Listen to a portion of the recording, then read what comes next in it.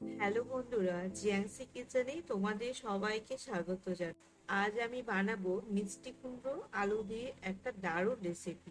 তার জন্য দেখো আমি নিয়েছি 4টের মতো আলু আর নিয়েছি 200-র মতো মিষ্টি কুমড়ো। চলো তাহলে মশলাটা দেখে নাও।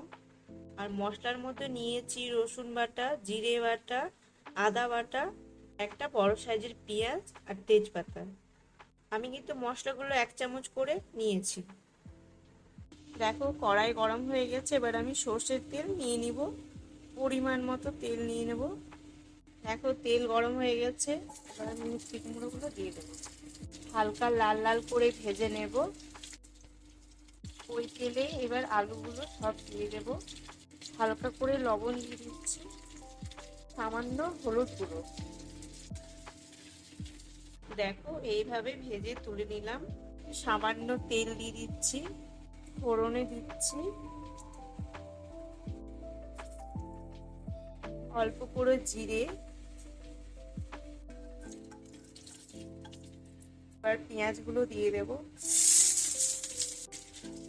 পেঁয়াজটা মেরুন করে ভেজে নেব, তারপরে এক এক করে মশলাগুলো সব দিয়ে দেব।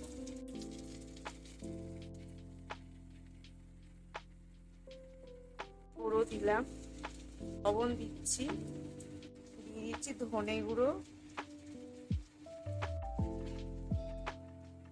5 মিনিট কষানোর পরে একটু জল দিয়ে দেব।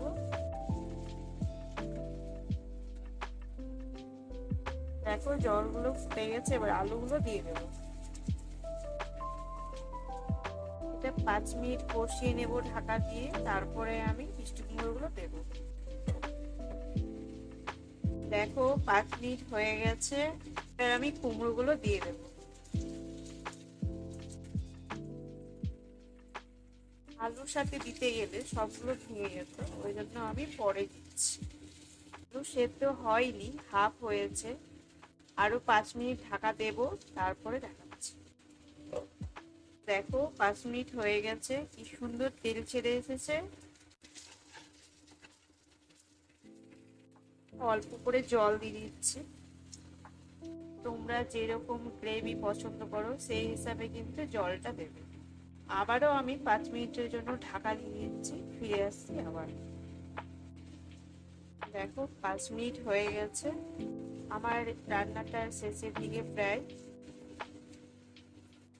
আমি কিন্তু লঙ্কাটা ছাড়া করেছি, তোমরা স্বাদ মতো দিতে পারো। আমি বাচ্চার জন্য দিইনি লঙ্কা। এটা বাচ্চাদের জন্য অসাধারণ একটা রেসিপি। দেখো বন্ধুরা, আমার কিন্তু রেসিপি রেডি। তোমরা এইভাবে বাড়িতে বানিয়ে দেখো, আশা করি খুব ভালো লাগবে। আর বাচ্চাদের জন্য তো খুব সুন্দর জিনিস। বাচ্চারা এমনিতেই কুমড়ো খেতে চায় না, তাই তোমরা এইভাবে বাড়িতে বানিয়ে দেখো, আশা করি ওদের খুব পছন্দ হবে। আমার এই রেসিপিটা যদি তোমাদের ভালো লেগে থাকে, তাহলে লাইক, কমেন্ট, সাবস্ক্রাইব